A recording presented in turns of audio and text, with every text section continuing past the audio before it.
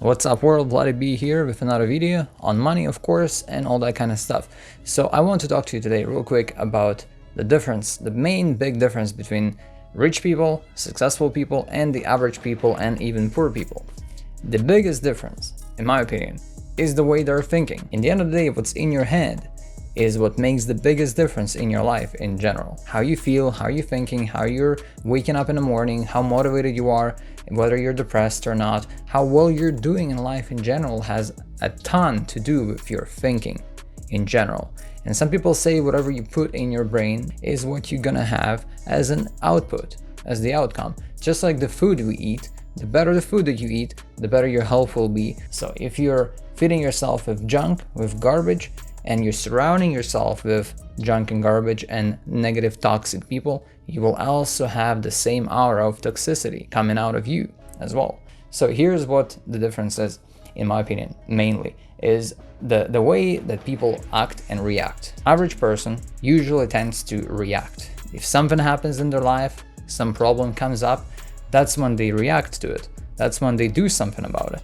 If their car breaks down, that's when they go and fix it. If their AC breaks down, that's when they're gonna go and fix it. And they're gonna end up having to borrow money or get into debt because they are not prepared for it. Now, what the successful person will do is they will be proactive. That is the main biggest difference. If you just learn how to be this one little thing, it will change your life upside down.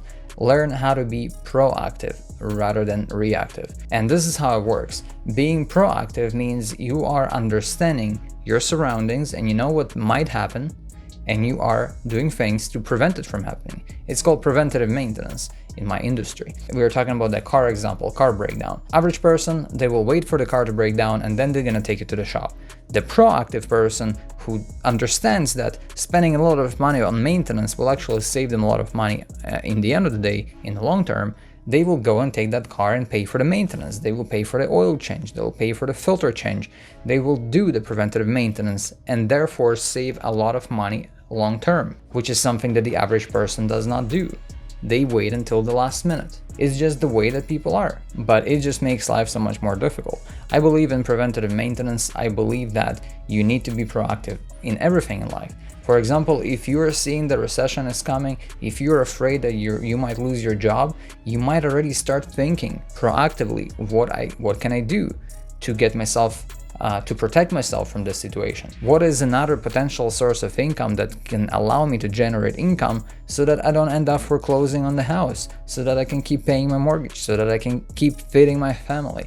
This is being proactive in reality. Here's another thing that is huge when it comes down to the differences between the rich and the poor, the successful and the not so successful. And again, this also has to do with the mentality problem that I covered earlier, but it's how they treat money in general. The average person is generally not so good with their money.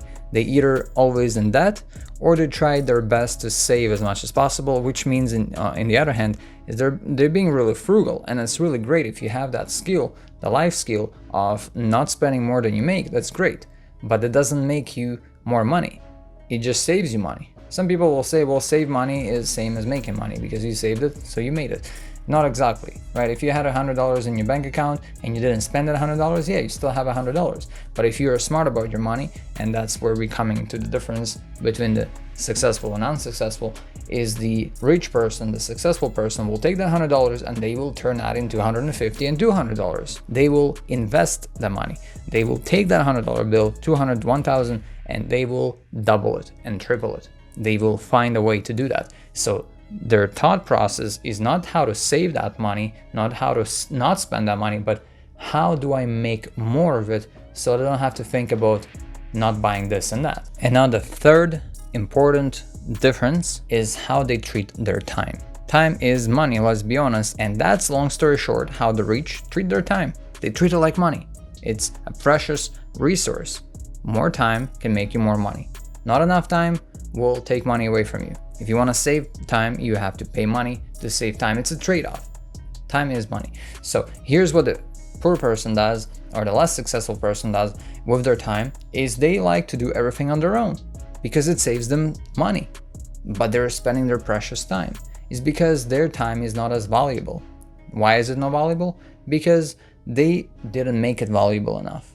Let's say if you're making 20 bucks an hour, you're working 9 to 5, and then you come home from work and that's all you ever do, your time is valued at $20 per hour, but only for 8 hours a day. If you actually divide that 20 bucks an hour into 24 hours that you work throughout the day, you're making your time is worth way less than you think, because you're actually not making money during all those other hours that you're not on the clock.